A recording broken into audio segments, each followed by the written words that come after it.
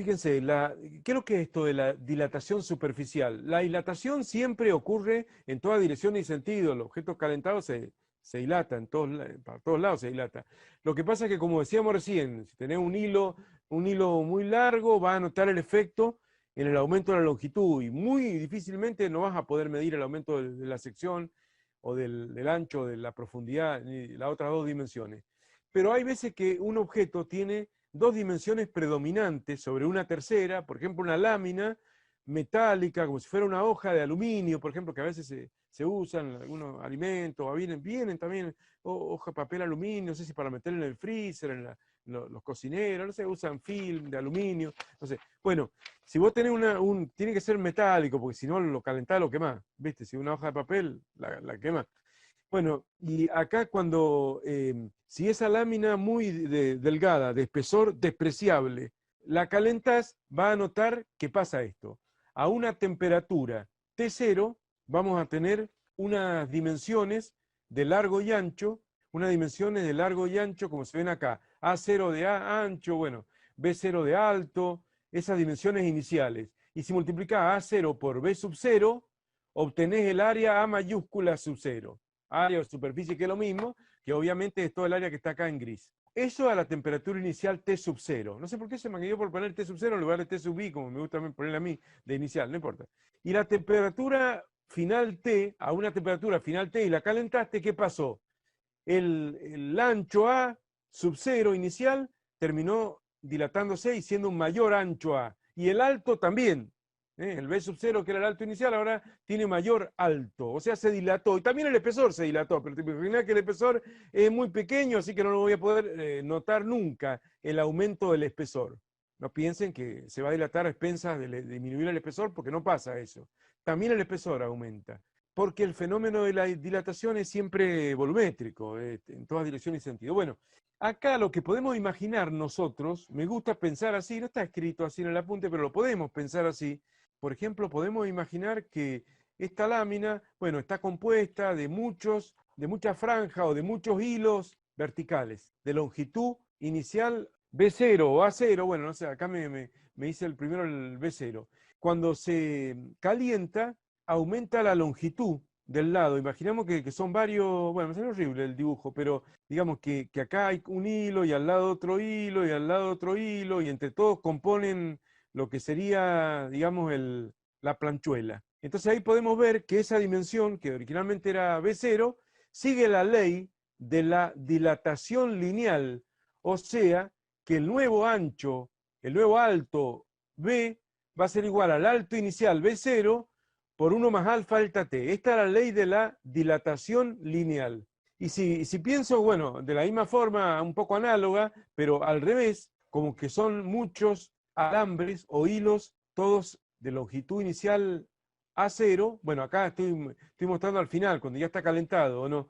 Ahí podemos suponer que también este ancho A sub 0 sigue la ley de la dilatación lineal, porque es una longitud, y como toda longitud, sigue la ley de la propia dilatación lineal. Entonces, el nuevo ancho, llamémosle A al ancho, el nuevo ancho A es igual al ancho inicial A sub 0 por 1 más alfa delta t. Ambas son las leyes ya vistas de la dilatación lineal. Entonces, de esa manera, aceptando eso como lógico, que esas dos dimensiones lineales sigan respetando la ley de la dilatación lineal, el nuevo área A, que es igual a qué, a por B, o sea, las dos dimensiones dilatadas, va a ser igual a qué, SA mayúscula, a A0 por 1 más alfa delta t, que es la minúscula, por B0 por 1 más alfa delta t, que es el B minúscula. Y eso es lo mismo que decir A0 por B0 por 1 más el orden de los factores, no altera el producto, A0 por B0 por 1 más alfa delta t por 1 más alfa delta t, o sea, por 1 más alfa delta t al cuadrado.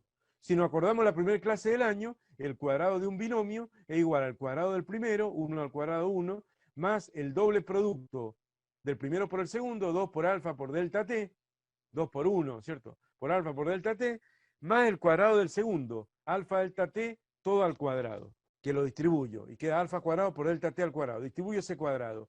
Entonces acá, la idea que nosotros hacemos, así están los libros y demás, es que ese tercer término del trinomio que se observa ahí tiende a 0. O sea, tiende a descartarse. ¿Por qué tiende a descartarse? Voy a probar por qué se descarta el último término de ese trinomio, por qué se tiende a no considerar. Lo que tenés es que va a haber, supongamos que el alfa sea muy pequeño, como decíamos recién, el coeficiente de dilatación lineal del acero vale Celsius a la menos 1 es la unidad, ¿no? 1 sobre grados Celsius o Celsius a la menos 1. 12 millonésimos es el alfa. Supongamos que un delta T sea 100 grados. Se calienta a 100 grados, una sustancia, un metal, delta T. Entonces vos vas a tener que el área final va a ser igual al área inicial, A sub 0, por 1 más 2 por alfa, supongamos que sea de acero, ¿cierto? Y ahí va al alfa del acero, Celsius a la menos 1, pongámosle 1 sobre el Celsius, lo mismo, por el delta T, que son 100 grados. Más, sigamos con el trinomio, porque en realidad es un trinomio eso, el cuadrado primero más el doble producto, el cuadrado por el primero por el segundo más el cuadrado del segundo. Bueno, ahora vamos a hacer alfa delta T acá, y lo vamos a elevar al cuadrado. Supongamos que lo multiplico primero y lo elevo al cuadrado después, lo mismo, o lo distribuyo, lo mismo, pero supongamos que lo multiplico primero. Al multiplicarlo por 100, se corre la coma 2 lugares para acá, y va a quedar 0,0, 2 lugares para acá se corre la coma. 0, el alfa delta T. Bueno, entonces ahora vamos al alfa delta T. Ese alfa delta T hay que elevarlo, alfa por delta T, hay que elevarlo al cuadrado. 0,0012, adimensional. Entonces el área final, calentada igual al área inicial, ¿cierto? Por 1 más, voy a sacar la cuenta. 2 por 0,000012 por 100. Da 0,0024. 0,0024. Más el 0,0012, el alfa delta T, elevado al cuadrado. Y ahora voy a poner el 0,0012 al cuadrado. Y va a quedar, cierro paréntesis. Ahí se da cuenta uno de por qué se desprecia el alfa delta T al cuadrado. Al ser muy pequeño, el alfa delta T es pequeño. Acá no lo voy a despreciar porque el término segundo es el que realmente me sirve. Si no voy a dejar el 1 solo y el área va a ser siempre constante. O sea, 1 más un poquitito.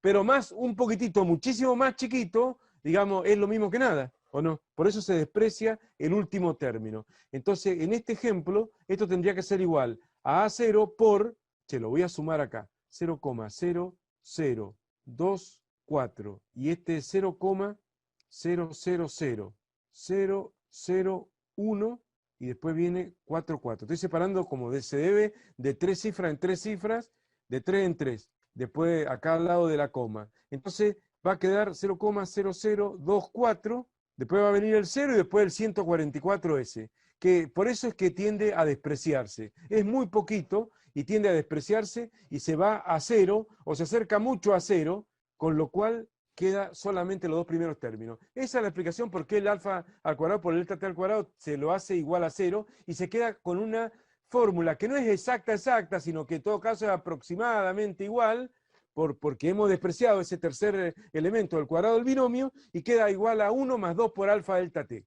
Cuando vimos la dilatación lineal, vimos que decía que la longitud final era igual a la longitud inicial por 1 más alfa delta T, siendo alfa el coeficiente de dilatación lineal. Ahora que estamos viendo la dilatación superficial, y la superficie tiene dos dimensiones, largo y ancho, predominantes, el espesor se desprecia, queda que el área dilatada es igual al área inicial por 1 más 2 por alfa delta T. ¿Se ubican? O sea que el coeficiente de dilatación lineal se sigue usando, no está en los libros, coeficiente de dilatación superficial de tanto, no está. En los libros figura para los metales el coeficiente de dilatación lineal, nada más.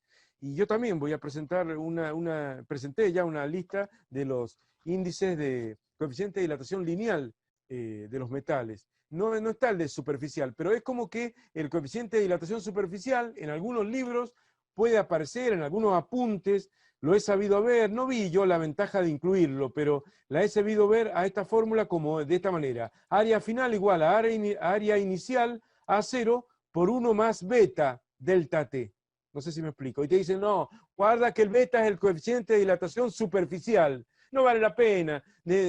Trabajemos con alfa. Entonces, cuando estemos hablando de la dilatación lineal, porque es un hilo nada más, le hacemos como vimos hace un ratito, L igual a L0 por 1 más alfa delta T. Y ahora que estemos dilatando una lámina de área A sub 0, etcétera, le ponemos 1 más 2 por alfa delta T. Y enseguida vemos, a continuación, el coeficiente de dilatación volumétrico, si es un volumen que tiene largo, ancho, pero también profundidad, y ninguna dimensión es despreciable respecto de las demás, va a aparecer la fórmula volumen final es igual, esta que ven acá, volumen final es igual a volumen inicial por, paréntesis, 1 más 3 por alfa delta T.